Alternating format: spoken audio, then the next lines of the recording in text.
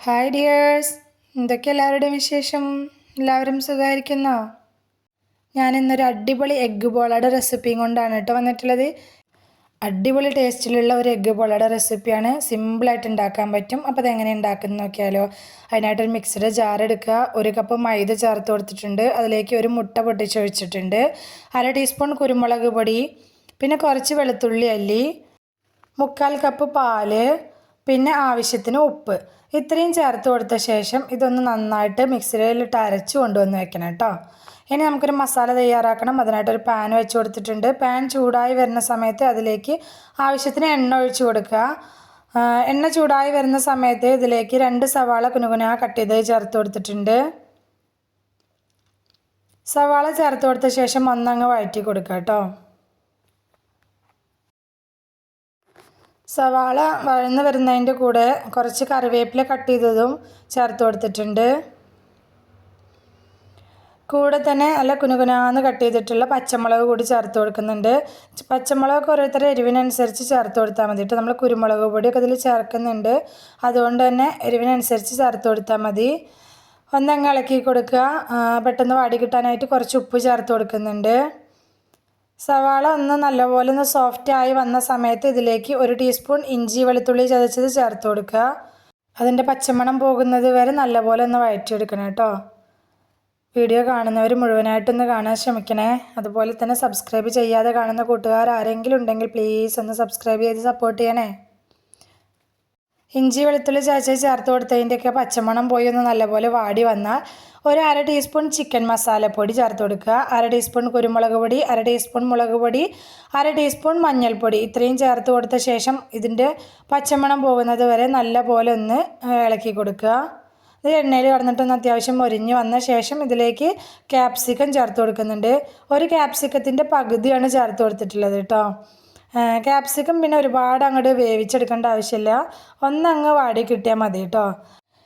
1/2 teaspoon പെരിഞ്ജീരകം പൊടിച്ചതും കുറച്ച് മല്ലിയില കട്ട് ചെയ്തതും കൂടി ചേർത്ത് കൊടുത്തൊന്ന് ഇളക്കി എടുത്തിട്ടുണ്ടെങ്കിൽ നമ്മുടെ മസാല റെഡി ആയിട്ടുണ്ട്.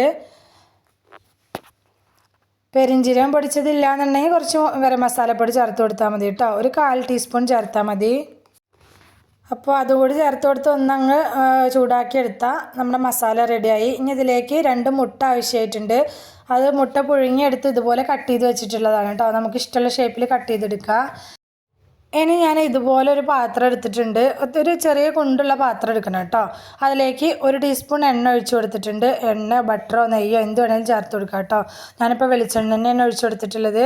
എന്നിട്ട് അത് പാനിൻ്റെ എല്ലാ ഭാഗത്തേക്കും എത്തുന്ന വിധത്തിൽ ഒന്ന് ചുറ്റിച്ച് കൊടുക്കുക. എന്നിട്ട് നമ്മൾ ആദ്യം ഉണ്ടാക്കി വെച്ചിട്ടുള്ള ആ മൈദയുടെ ബാറ്റർ 1/4 ഭാഗം ഇതിലേക്ക് ഒഴിച്ചു കൊടുക്കുക. ഫുള്ളായിട്ട് ഒഴിക്കരുത്, 1/4 ഭാഗം ഇതിലേക്ക് ഒഴിച്ചു കൊടുത്തിട്ട് ഒരു 2 മിനിറ്റ് ഇതൊന്ന് മൂടി വെച്ചിട്ട് നമുക്കൊന്ന് കുക്ക് ചെയ്തെടുക്കണം. 2 മിനിറ്റ് കഴിഞ്ഞിട്ട് നമ്മൾ തുറന്ന് നോക്കുമ്പോൾ ഇതിൻ്റെ അരികുവശമൊക്കെ ഇത് അതുപോലെ ഒന്നങ്ങ് ആയി വന്നിട്ടുണ്ടാവും. ഈ സമയത്ത് ഇപ്പോൾ ഇതിൻ്റെ ഫ്ലെയിം നമ്മുടെ പാത്രത്തിന് ഡയറക്റ്റായിട്ടാണ് കിട്ടിക്കൊണ്ടിരിക്കുന്നത്. അപ്പോൾ അങ്ങനെ തന്നെ കുക്ക് ചെയ്തെടുക്കാൻ നിന്നിട്ടുണ്ടെങ്കിൽ ഇതിൻ്റെ അടിഭാഗം കരിഞ്ഞു. അപ്പോൾ ഇതുപോലെ ഒരു പഴയ തട്ടോ പഴയ ദോശക്കല്ല് എന്തെങ്കിലും വെച്ച് കൊടുത്തിട്ട് ഈ പാൻ അതിൻ്റെ മേലേക്ക് കയറ്റി വെക്കുക. എന്നിട്ട് നമ്മൾ ഉണ്ടാക്കി വെച്ചിട്ടുള്ള മസാലയിൽ 1/4 ഭാഗത്തോളം ഇതിൻ്റെ മുകളിലേക്ക് ഇതുപോലെ ഇട്ട് കൊടുക്കുക. അതിൻ്റെ എല്ലാ വശത്തേക്കും എത്തുന്ന വിധത്തിൽ വേണം കേട്ടോ ഈ മസാല ഇട്ട് കൊടുക്കാനായിട്ട്. ഫില്ല് ചെയ്തിട്ട് കൊടുക്കുക. എന്നിട്ട് നമ്മൾ കട്ട് ചെയ്ത് വെച്ചിട്ടുള്ള മുട്ട ഓരോന്നായിട്ട് ഓരോ പീസസ് ആയിട്ട് എടുത്തിട്ട് ഇതിൻ്റെ മുകളിലേക്ക് ഇങ്ങനെ വെച്ച് കൊടുക്കുക. ഓരോ മുട്ടയുടെ പീസ് വെച്ച് കൊടുക്കുമ്പോൾ ഒന്നങ്ങ് പ്രസ് ചെയ്ത് കൊടുക്കുക കേട്ടോ. അപ്പോൾ അതൊന്നങ്ങനെ അമർന്നിരിക്കാൻ വേണ്ടിയിട്ടാണ്. എന്നിട്ട് ബാക്കിയുള്ള മസാല കുറച്ചുണ്ടായിരുന്നത് കൂടി അതിൻ്റെ മുകളിലൂടെ ഇട്ട് കൊടുക്കുക.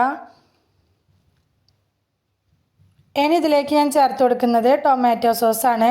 കുറച്ച് ടൊമാറ്റോ സോസ് അതിൻ്റെ മുകളിലൂടെ അങ്ങനെ ഒഴിച്ചു കൊടുക്കുന്നുണ്ട്. പിന്നെ കുറച്ച് ചീസ് ചേർത്ത് കൊടുക്കുന്നുണ്ട്. ചീസിൻ്റെ സ്ലൈസ് ഉണ്ടായിരുന്നത് കട്ട് ചെയ്തിട്ടാണ് കേട്ടോ ഞാനിതിൻ്റെ മുകളിൽ ഇട്ട് കൊടുക്കുന്നത്. ഏത് ചീസ് വേണമെങ്കിലും ചേർത്ത് കൊടുക്കുക. ചീസും ടൊമാറ്റോ സോസൊക്കെ ഓപ്ഷണലാണ്, വേണമെങ്കിൽ മാത്രം ചേർത്ത് കൊടുത്താൽ മതി. പക്ഷേ നല്ല ടേസ്റ്റാണ് കേട്ടോ ഇത് ചേർത്ത് കൊടുക്കുമ്പോൾ. ഉണ്ടെങ്കിൽ എന്തായാലും ചേർത്ത് കൊടുക്കുക. എന്നിട്ട് ഇതിൻ്റെ മുകളിൽ കൂടെ നമ്മൾ ബാറ്റർ കുറച്ച് ബാക്കി ഉണ്ടായിരുന്നില്ലേ, അതിങ്ങനെ അരിവ് കൂടെ ആദ്യം ഒഴിച്ചു കൊടുക്കുക. എന്നിട്ട് സെൻറ്ററിലേക്കായിട്ട് ഒഴിച്ചു കൊടുക്കുക. അങ്ങനെ ആദ്യം അരിവ് കൂടെ ഒഴിച്ചു കൊടുക്കുക, എന്നിട്ട് ബാക്കിയുള്ളത് സെൻറ്ററിൽ കൂടെ ഒഴിച്ചു കൊടുക്കുക. ആ രീതിയിൽ ഒഴിച്ചെടുക്കണം, എന്നാലും ആ അരിവശത്തൊക്കെ അതിങ്ങനെ ഫില്ലായിട്ട് നിൽക്കുള്ളൂ. മുകളിൽ കുറച്ച് മല്ലിയില ഇട്ട് കൊടുക്കുന്നുണ്ട്.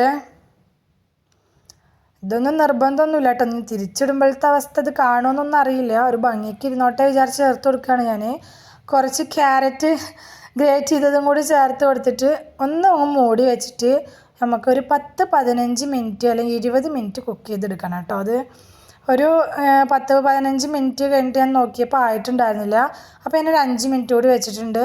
5 മിനിറ്റിന് ശേഷം ഇതിങ്ങനെ നോക്കുമ്പോൾ ഇതിങ്ങനെ തിരിഞ്ഞ് വരുന്നുണ്ട് കേട്ടോ എടുക്കുമ്പോൾ. അപ്പോൾ അതിൻ്റെ അടിവശമൊക്കെ അത്യാവശ്യം നന്നായിട്ട് ആയിട്ടുണ്ട്. ഇനി ഇതിൻ്റെ മുകൾ വശം കുറച്ച് കുക്കാവാനുണ്ട്.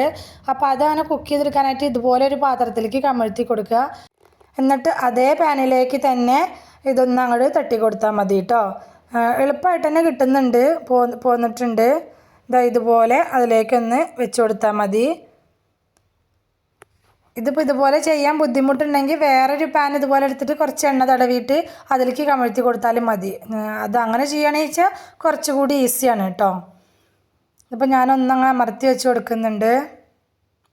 എന്നിട്ടൊരു 5 മിനിറ്റ് നേരം ഇങ്ങനെ മൂടിയൊന്നും വെക്കേണ്ട ആവശ്യമില്ല, വെച്ച് കുക്ക് ചെയ്തെടുത്തിട്ടുണ്ടെങ്കിൽ സംഭവം സെറ്റായിട്ടുണ്ടാവും. ഞാനിതപ്പോൾ ഒരു വേറെ പ്ലേറ്റിലേക്ക് കമഴ്ത്തി കൊടുക്കുന്നുണ്ട്. നല്ല ചൂടുണ്ടാവും. ചൂടാറിയ ശേഷം കമഴ്ത്തി കൊടുത്താലും മതി കേട്ടോ. പക്ഷെ എനിക്ക് തിരക്കുണ്ടായിരുന്നു, അതുകൊണ്ട് ഞാൻ അപ്പം തന്നെ കമഴ്ത്തി കൊടുത്തിട്ടുണ്ട്. കഴിക്കാനായിട്ട് മക്കളവിടെ വെയിറ്റിംഗ് ആയിരുന്നു. അപ്പോൾ ഇതാപ്പോൾ നമ്മുടെ അടിപൊളി ടേസ്റ്റിലുള്ള എഗ്ഗ് പോള റെഡി ആയിട്ടുണ്ട്. നല്ല ടേസ്റ്റുള്ള ഒരു എഗ്ഗ് പോളയുടെ റെസിപ്പിയാണ് കേട്ടോ. ട്രൈ ചെയ്തിട്ടില്ലാത്തവരുണ്ടെങ്കിൽ ഒന്ന് ട്രൈ ചെയ്ത് നോക്കിക്കോ. ഈവനിങ് സ്നാക്കായിട്ടോ അതുപോലെ നോമ്പുതറയുടെ സമയത്തായിട്ടൊക്കെ നമുക്ക് ട്രൈ ചെയ്ത് നോക്കാൻ പറ്റിയിട്ടുള്ള നല്ലൊരു റെസിപ്പിയാണ്. വീഡിയോ ഇഷ്ടമായിട്ടുണ്ടെങ്കിൽ മറക്കാതെ എല്ലാവരും ലൈക്കും കമൻസൊക്കെ ചെയ്യണം കേട്ടോ.